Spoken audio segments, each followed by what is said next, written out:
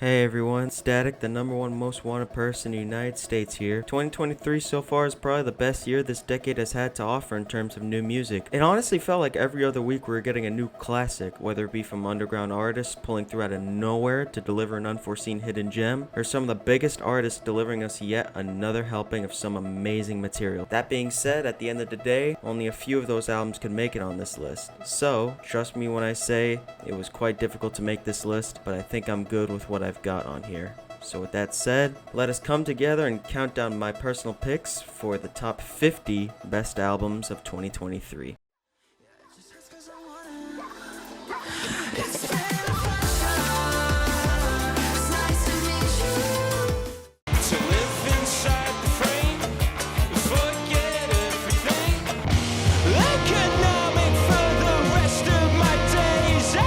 Squid take basically everything I liked about their last album and built more on the foundation set, some of the band's best material. Honestly, I'm really excited to see how they'll follow this one up next time, because so far this is really good.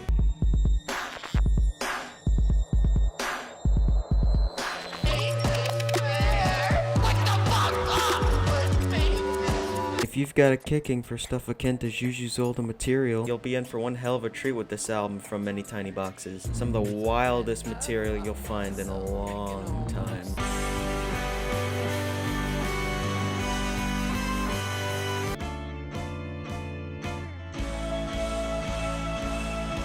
Rest in peace, Kai. Shame you had to leave so soon, but my god, did you leave us with such an amazing piece of art. Please do listen to this album, because, oh man. I swear to God, I close my eyes.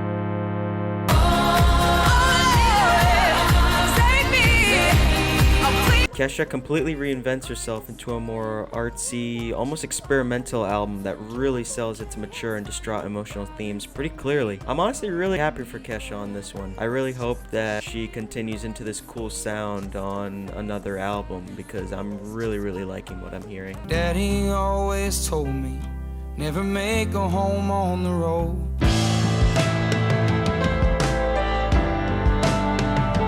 Normally, I'm not the biggest fan of this country stuff. A lot of it is just really not that great. But man, Zach Bryan's self-titled record really did just do stuff for me. One of the few country records from the modern era that I genuinely do care a lot about. 100% beautiful listen.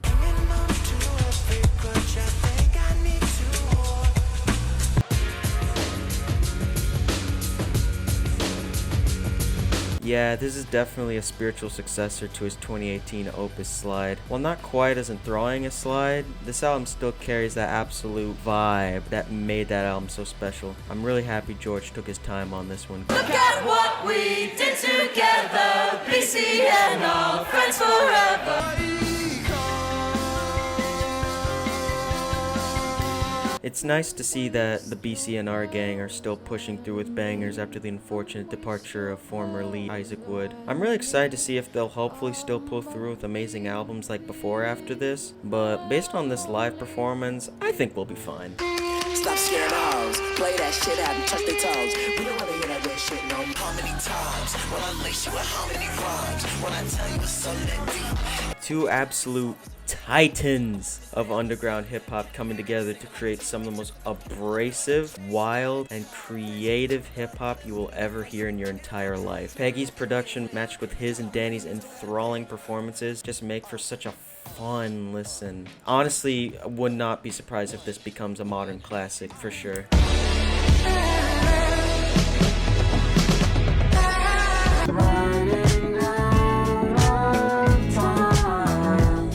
Lil Yachty went from being a near washed-up SoundCloud rapper to evolving to make a psychedelic funk rock album akin to artists like Jimi Hendrix and Pink Floyd, and it absolutely slaps. I really hope he continues this path and this isn't just like some bizarre one-off from him, because holy god, I need more of this in my life from Yachty.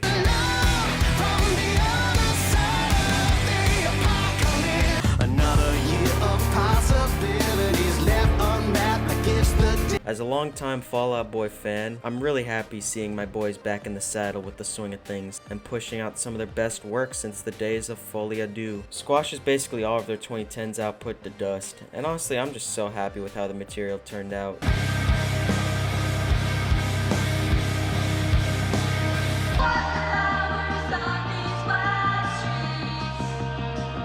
Shout out Rate Your Music for bringing this to my attention. This joint album between Sadness and Abrition, I don't know if I'm pronouncing that right, is some of the finest shoegaze emo you'll find in the market right now. Some amazingly done emotional and ambient pieces across this thing. Do give this a try at some point. Believing in God kept me peaceful and shy in your presence, but I never thought we'd be saying forever. Now this shit just ain't the same.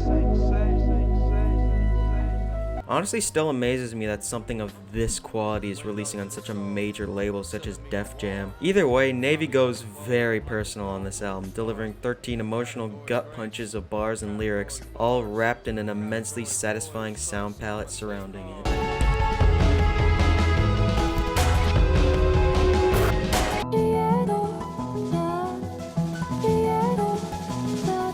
World's End Girlfriend still manages to push the envelope and boundaries on their newest album after 7 years since their last one. This is probably not an album that will appeal for everybody, especially with its admittedly very noisy, abrasive, and chaotic structure. I can already see why this album is kind of controversial with a lot of people at the moment, but for those who enjoy this type of thing, I think you'll be in for something interesting. I liked it personally.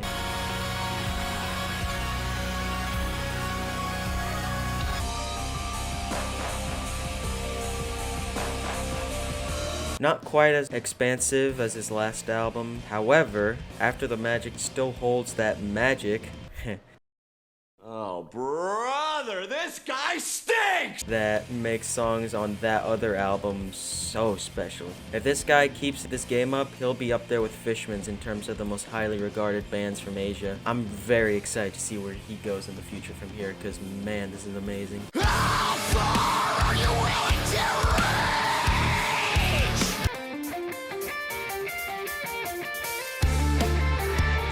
Some of the most tear your head off of your skull metalcore to be released in a long while. No wonder this band is stacked with so many respected names. I'm hoping they continue this side project to make even bigger things, because I'm very much loving what I'm hearing right now.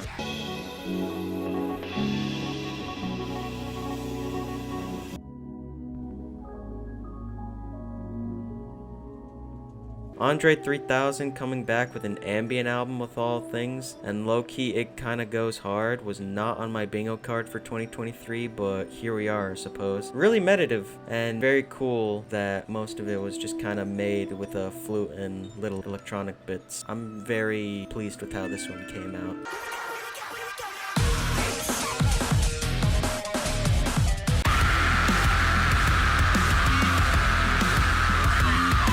One of the most batshit insane records of the year, plain and simple. The way this album goes from sonic insanity from song to song makes this such a hard as hell album to listen to front to back. You bet your ass I was banging my head to almost every single song on this album. It goes so hard. Every song hits for me, and it makes for one hell of an experience front to back, and I love that about it. Slowly over me.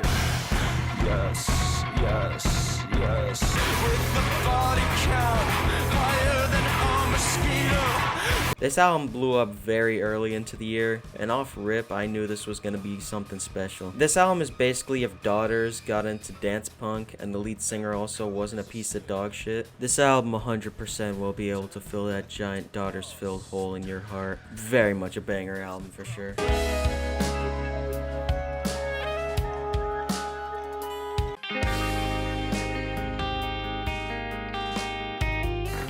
Listen, I'm a sucker for Midwest emo stuff already, so throw in a space exploration concept behind it, and you already know I'm in for something special. This is some of the coolest sounding emo of the year for me. The concept is just second nature for it. I will 100% be looking more into this artist with hawk eyes from this day forward.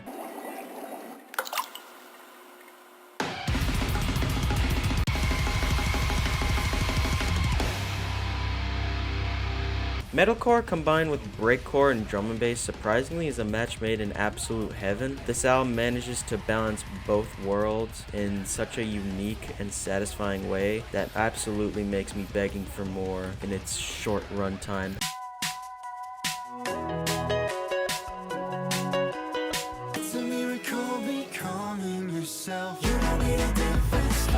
King's Kaleidoscope remains underrated as all hell, proving that you can do Christian gospel inspired music while also making it sound good on top of it. This is easily one of their best projects to date too. Please make sure to check them out at some point. I promise you, you will not regret it at all.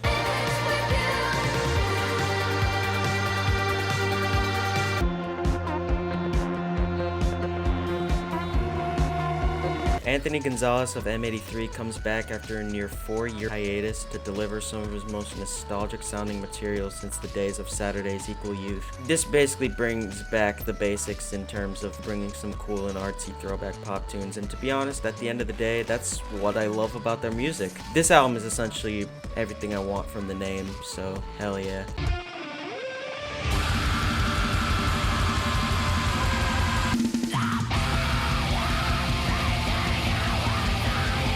Some really insanely solid black metal for those who love the genre and all of its noisy aesthetics. Agriculture brings all of the materials to make a damn good collection of songs from this genre and utilizes them in the best way possible. Reach one, teach one. Can show you to the one. Who's that? People in my window. I don't really know what they here for. Danny finally dropped his anticipated 6th solo studio album, and it's honestly some of his best yet. This album essentially combines elements of all of Danny's material thus far, with a more down-to-earth, kind of depressive undertone to everything as well. One of my favorite albums from him for sure. Really hope Danny's doing well nowadays as well. Keep your head up, man. When the gold rays fell on your skin, that when I talked to you, oh Cupid. This album is essentially if Frank Sinatra was Mother. Incredibly intimate and beautiful vocal jazz record, beautiful vocals, stunning instrumentals, just all the way a gorgeous listen front to back. So happy this album blew up the way it did. Really hoping Lofi continues this level of quality up from this day forward. Alright, top 25 now. We're getting very close to the big ones. Let's just keep going.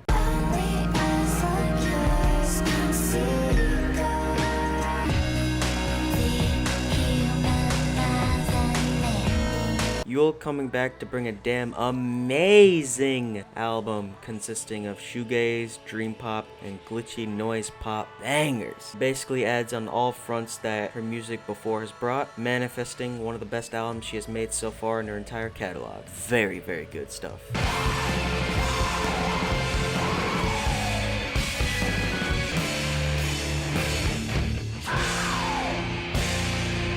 Liturgy's 93696 is a real masterclass in experimental black metal, as this album masterfully mixes elements of electronics and chamber music to make one of the most refreshing sounding black metal releases in a long while. Absolutely a must hear for all you metal lovers out there. Hell yes.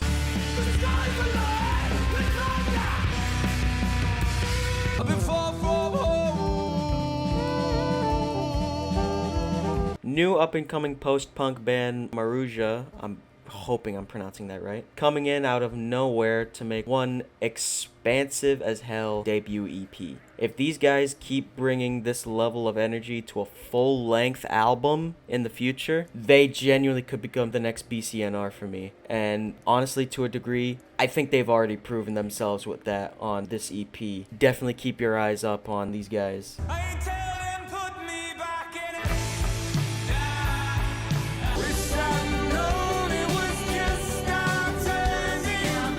Hozier, nearly 10 years into his career, is still able to bring in that heat with his releases, cause man, this was just an awe-inspiring pop album. Amazing production, vocals, and lyrics all over this damn thing. This is just a first-class experience through and through. Running from the guns, point and shoot, we used to play upon the playground. Running from time alone has never once been a crutch. The worst thing for God is you realizing they can be touched. McKinley Dixon making one of the best rap albums albums of the decade. This album serves as a celebration of black culture and jazz music, and jazz's impact on black culture and music as a whole, pretty much, creating a cinematic and beautiful, just beautiful piece of jazz rap.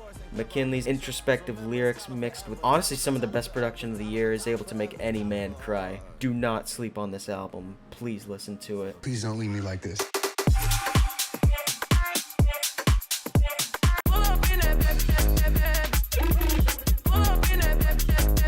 Skrillex makes one of his best albums by delivering his usual dubstep bangers with more of a mature, almost low-key approach to them in comparison to stuff like Bangarang from like way back in the day. It feels a lot more tame than his early works because of that, and honestly, I think it benefits from that approach. He absolutely found the fire with this one, 100%.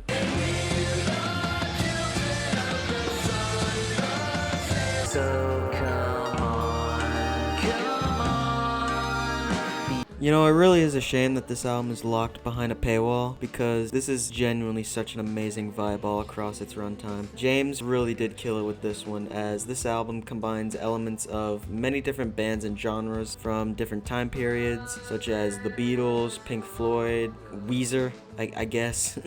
But yeah, it's an amazing album. It's really a shame that it's not publicly released. If you can somehow manage to get your hands on it, I highly recommend it.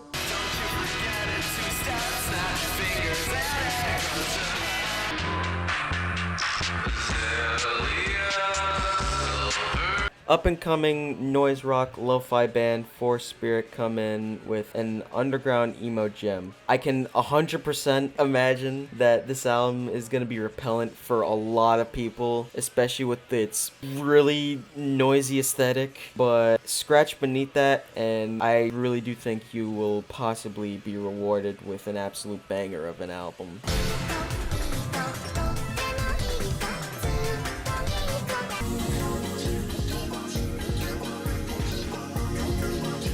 Kiku manages to close off his classic Miku series with a banger of an album. Some of the coolest production of the year, making an absolute beast of a Vocaloid album. It proves further how much Kiku is the GOAT when it comes to this.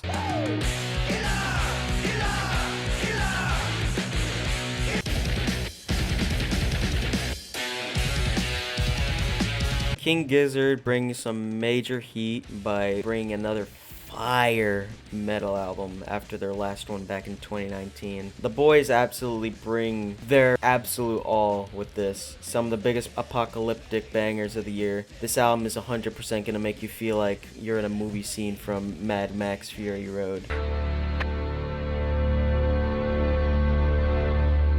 I am. Amai is one of the more promising artists that come out of this hyper noise pop sound through the decade, and I really do think this EP shows her burning potential at its absolute fullest. This EP combines elements of noise sample heavy pop and then transitions into a ambient piano classical piece near the end. It is 100% just such a trip of an experience. Amai really hit it out of the damn park with this one. I'm very excited to see where she goes from here. I see why you are stressed because you're no contest. Fuck 12, I can't. You know I like this one. You know I like this. Alright, listen. I get that this album is probably lacking in the lyrical department. I get that. However, counterpoint. I don't care. This is one of the best turn-up albums of the year. This album is able to bring bangers after bangers over and over and over again and still have time to cool things off and bring some more low-key and chill cuts that are also very, very good. I'm really excited to see where these boys go from this because, my god, I loved this so much. I really did love this album.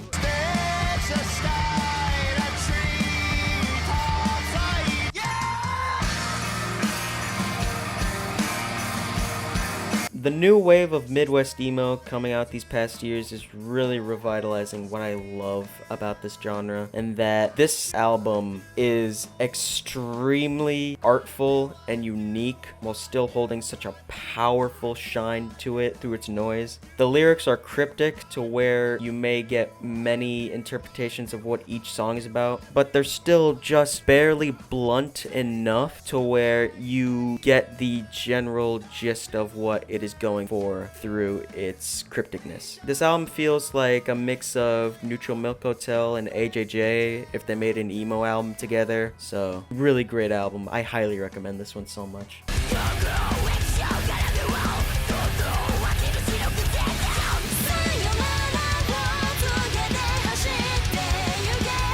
Hanabi is a band that I discovered back when they put out their debut album in 2021. An album that I really liked, but I thought it had a couple of problems, especially with the production and mixing on it. However, I think with this new album, they've completely revitalized themselves with this very much new sound that they're going for on this new album over here, as it takes what I very much liked about the 2021 album and multiplies it by about 50.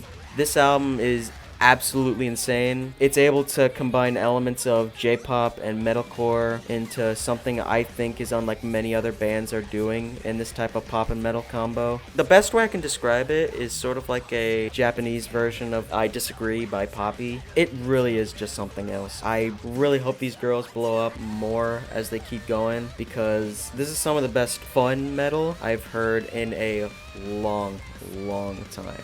Living life like a renegade. Most people just living their life trying to get paid. Good fella wanna get made. Trying to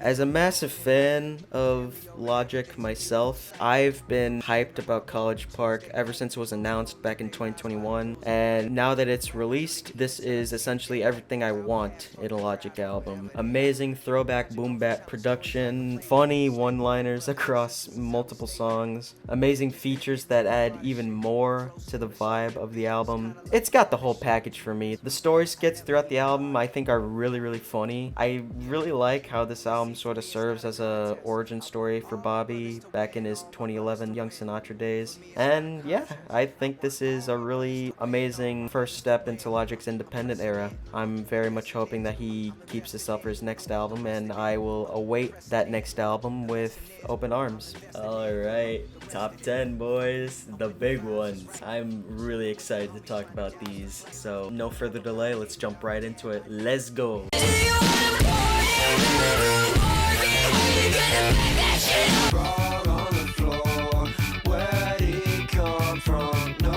100 Gex are back after nearly 4 years of hyping up this next installment, and honestly, this is even more of a what the hell am I listening to experience than anything off of their debut album. They've basically ditched the hyperpop sound for the most part on here and have gone full hyperpop punk on them instead, ditching most of the cliches that they had started back then because of that, and now going with more guitar sounds, breakdowns. There's a song on here that goes from like a Limp Bizkit nu metal banger, and then it devolves into like some noise rock drones that will obliterate your speakers if you have them at full volume. It is just such a wild and intense listen, and man, it's also so much fun too. I loved listening to this album back to back. I'm really hoping they continue in this direction because I am loving it.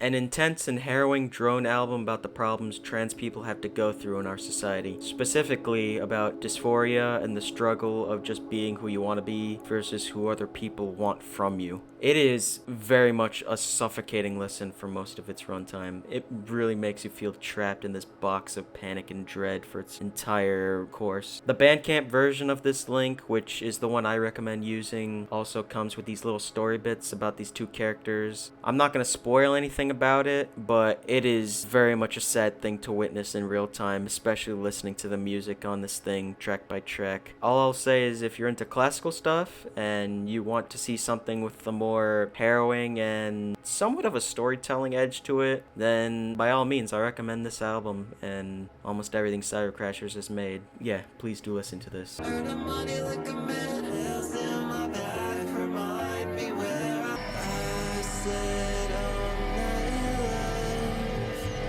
Jane Remover is one of the most interesting names to come out of the glitch pop scene. This time dropping most of that for more of a shoegaze post-rock sound and completely nailing it on the head for the entire album. I swear to God, this is one of the most beautifully produced albums of the decade so far. The drops on these songs legitimately make me feel like I'm staring straight into the face of God. Jane continues to make some of the most emotionally resonant music for me, and 100% this is no exception.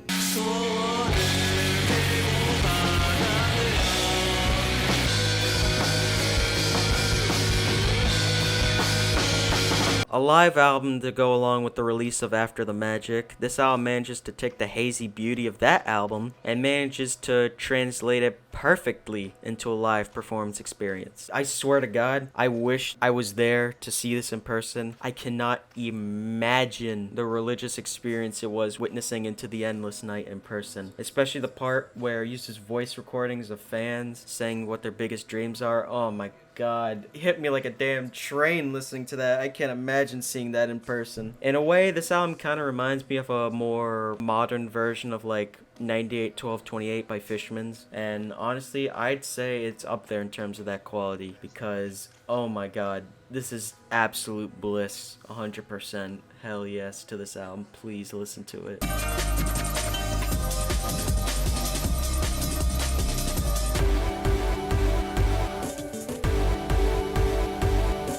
Turquoise Death is a name that's been popping up a lot recently in the breakcore scene, and man, his debut album is just something else. I genuinely felt like I ascended at multiple songs on here. These songs are just perfectly capable of just bringing me to another planet. I think the cover art on this album matches perfectly with the experience as well. Apparently he's like 15 as well, which like, if this is the type of stuff bro is making at such a young age, I cannot process what he's gonna cook up when he's got a full budget at his disposal. If you're into breakcore and general drum and bass, please do not sleep on this. This is gonna be a fun time for you, 100%.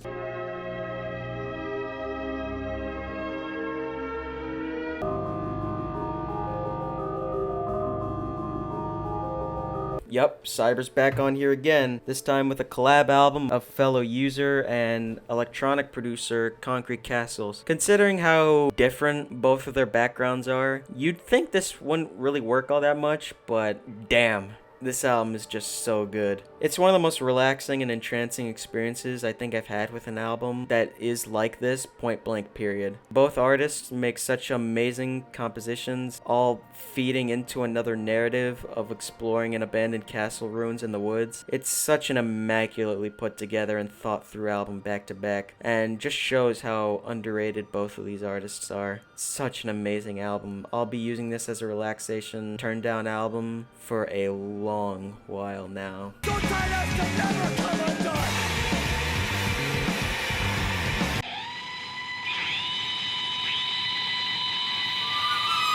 Sprain comes through with a post-rock nightmare masterpiece, creating some of the most larger-than-life rock tracks of the year, possibly even of the decade to be honest, with some amazingly done production and vocals that are just completely out of this world. The way this is able to build more and more with its dark and bleak aesthetic and build it even more as tracks go on, it's all done in such a tasteful and respectful way that I just love so much. It's actually such a shame that these guys are breaking up now of all times, because God, I really wanted to see how they could have possibly topped this with the next album. But I guess we'll never know. And you know what? I'm fine with what we have right now.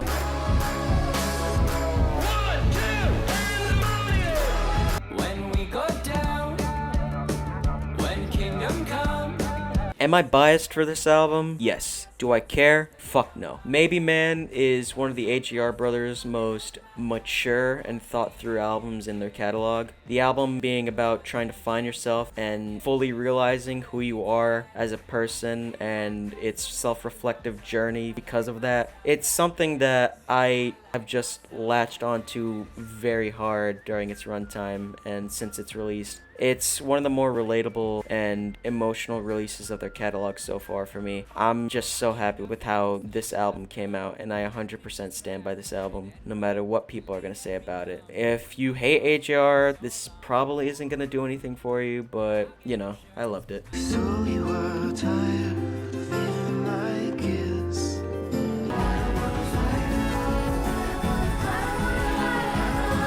Sufjan makes one of the most emotionally potent records of his catalog. Honestly, at times even more so than Carrie and Lowell and Illinois at certain points. The pure feeling of hopelessness and grief that this album showcases is just so heart-crushing. Couple that with Sufjan's soft vocals and amazing production, and you get an album that's able to break any man to tears. The way this album is able to reflect between Sufjan's illness and the loss of his partner is just so soul-crushing for me. I legitimately broke down crying at some points on here because of how beautiful it is. I do think that he's made albums slightly better than this, specifically Illinois, but the sheer beauty that this album manages to capture is just so overpowering that I think it reaches those highs with flying colors for me. Absolutely beautiful listen. Alright, before we go to number 1, I would personally like to very quickly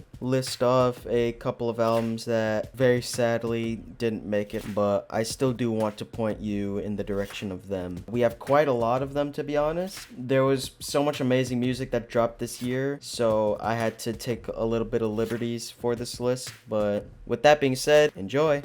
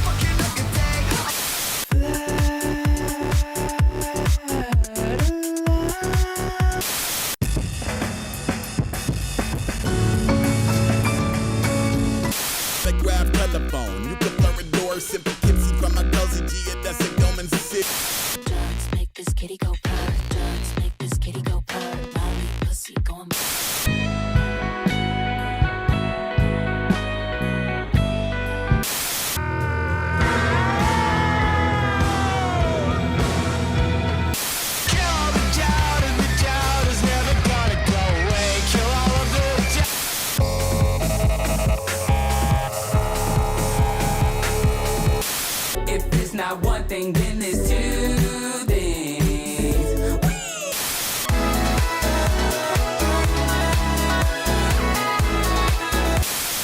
Sauce in the air, get it real hot in here. everywhere you look is fire.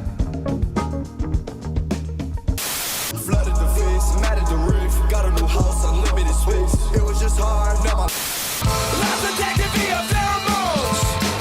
Look straight, showed in the I'm super shy, but wait a minute while I make you mine, make you mine.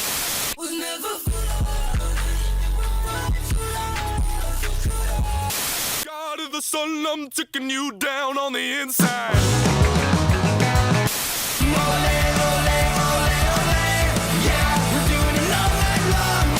Wail, screaming out in every single tongue.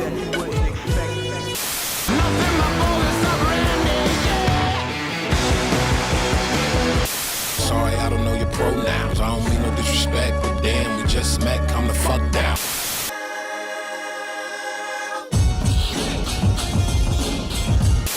Well, those were some cool albums. Anyway, number 1, eh? Look, It was extremely, and I mean extremely close between this album and the Sufjan album for number one. I love both of these albums almost equally, but this album I'm about to list just slightly has that little edge for me that pushed it to number one. For those uninitiated, let me lay the groundwork for this. The state that pop punk is in right now is not great. Yeah, there's a lot of underground bands in the sound that are making great songs here and there, but most of them either don't really last long or get very tiresome very quick. Meanwhile, the mainstream of pop punk and I guess emo music in general is a completely toxic cesspit of some really bad and awful songs that represent the worst of the genre for me that still get popular and are now still the face of the genre for a lot of people nowadays. However, there was one album that dropped this year that changed all of that for me. An album that was so good, so emotionally charged, and so respectful of the sound that it was going for, that it is quite literally an album that feels like it is speaking about me and my life as someone whose life was saved by this genre. What was that album, you may be asking? Well, There's something special in the water here. There's no big small mistakes. Should've known that you can't bother me. I've been dying for this day to come for me to talk about this album like you have no idea. Why Would I Watch and I guess Hot Mulligan as a whole are now one of my new favorite bands of all time. Tate Sandville's screaming vocals and Chris Freeman's backing melodic vocals are so empowering and liberating for me, especially as the album delves into topics as depressive thoughts and episodes and addressing various trauma from your past and childhood growing up. I think this idea is built on especially well as the album uses the sound of standard 2000s pop punk, which a lot of people may see as selling out and just nostalgic and all that, but I genuinely think that this serves a greater purpose for the theme, as it's throwing back to a nostalgic time and a nostalgic sound while also being about thinking back on times such as that. There are multiple songs on here that are able to break me down on multiple listens, and meanwhile there are still many songs that are still about those things